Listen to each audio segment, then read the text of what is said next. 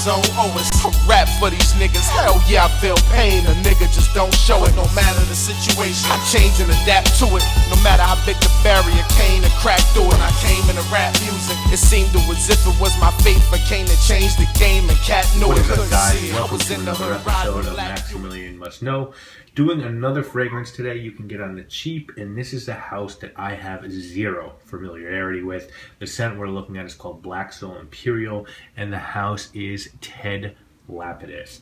The way I found out about this scent is that I was watching a review of Pure Coffee by Terry Mugler on Lex Ellis's channel, and he talked about this being a nice sort of burnt coffee scent.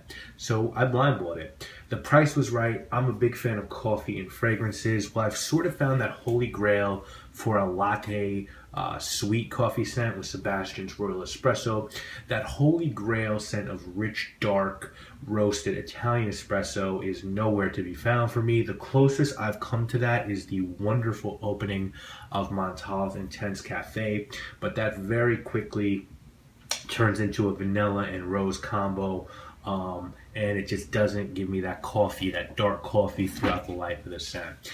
Before we talk about Black Soul Imperial, let's take a look at the house of Ted Lapidus. Now, this is a French house. The designer, Ted Lapidus, is a Parisian. He was born to Russian immigrant parents in 1929, son of a tailor, completed an apprenticeship with Christian Dior before launching his own brand in 1951 when he was 22. What the Lapidus house was best known for in the 1960s was a very unisex style that was sort of in demand during the sexual and cultural revolution of the 1960s. There was a lot of military and safari themes in his design. A lot of fashion people in the know will tell you that Lapidus is one of the designers who made designer blue jeans very chic and sophisticated. Twiggy, Brigitte Bardot, the Beatles, all wore Ted Lapidus, particularly actually John Lennon was a huge fan of Ted Lapidus. The white suit on the cover of Abbey Road album Lennon wore, that suit was designed by Lapidus.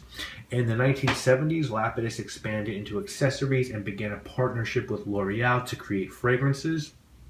In 1989, Lapidus' son Olivier took over the house, and in 2000 they actually stopped production on clothing entirely and decided to solely focus on accessories and fragrances. Mr. Ted Lapidus passed away in 2008. Their first fragrance was called Vous. It came out in 1975. As of today, they have 27 perfumes in their catalog. They are now under the Jacques Bogart group, no longer L'Oreal. And the house has had some pretty big names do fragrances for them. Francis Kurkdjian, Maurice Roussel, Pierre Bourdon, etc. Now, as I said, this one is my first from the house. Zero experience with the Lapidus house, of course. I have heard of them as a fashion house, but none of their fragrances were ever on my radar until I watched Lex's video. I bought 100 ml of this on Amazon for around $25, so this is very affordable juice, and this one came out in 2011. It is a flanker to a fragrance called Black Soul, which came out in 2009. Notes on this are cinnamon, saffron, cardamom, mint, orange blossom, bergamot, tolu blossom, baked coffee, resins, guaiac wood, cedar, and musk. Now your presentation, it comes in a tin that says Black Soul Imperial, Ted Lapidus, Eau de Toilette. And nothing on the bottom. On the back, just information, and Ted Lapidus on the top. Bottle will fit securely in the tin. The bottle is really, really nice. It is a black, it's a black steel or metal. You have information on the bottom. You have a gold band around the top and around the cap, which says Ted Lapidus. The cap is not hugely heavy, but pretty heavy for a $20 fragrance, and you have a Great Atomizer. So this one looks really good, or it will look really good sitting on your shelf. You look at it and you wouldn't think, oh, this is a $20 fragrance. It looks expensive, and to me, the bottle at least looks like it could be niche. So bravo on the presentation.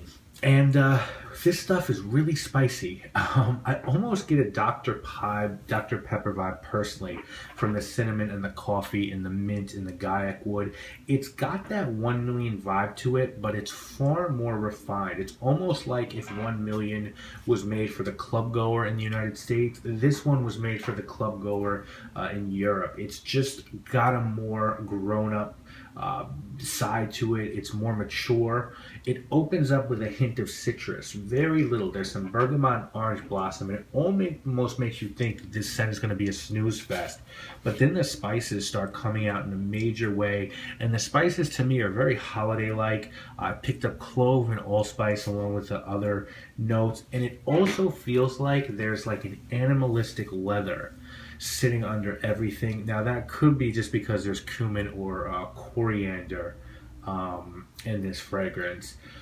No offense to Victor and Rolf, but this one dries down to a real spice bomb. And I think Spice Bomb is a great scent, but if you're looking for a true spice bomb, look no further than this beauty.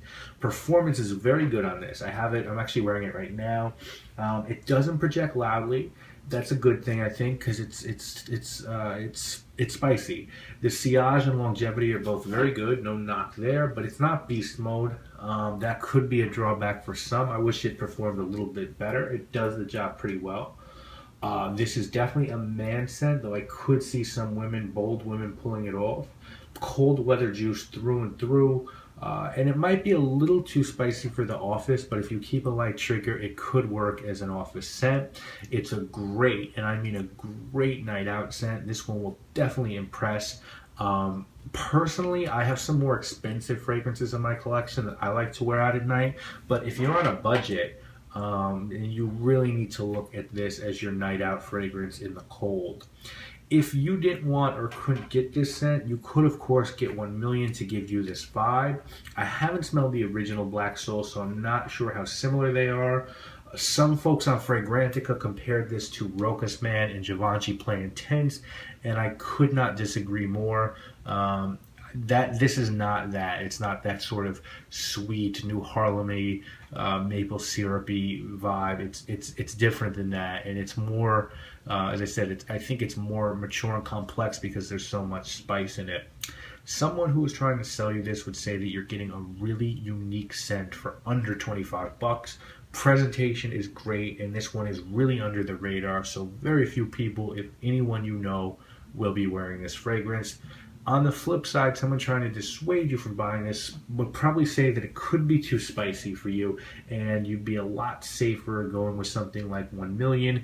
If you're in high school or even in college, I would personally try to sample this one before getting a bottle, as it might be a tad too mature for some people. For me, it's a really good scent, guys, and if you like that 1 million vibe, but you don't want to smell like everyone else, you gotta check this fragrance out. Use a little bit of caution. The reason why it might be a safe blind buy is the price point, which makes it very accessible, and there's nothing in your local Sephora that's going to smell like this one. This to me is an 8 out of 10. Point off because it doesn't perform unbelievably, and point off because it can be difficult to get for the price that I got, but I think it's worth it. I think this is a worthy purchase overall. It's very good. If you're a collector, there's no reason for you not to have a bottle of this stuff in your collection. I hope you have enjoyed that review of Black Soul Imperial. We'll be back next week with another review. Thank you guys all so much for watching. I'm Maximilian.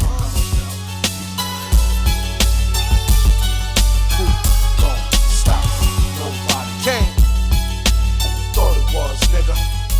I seen niggas die for the street glory.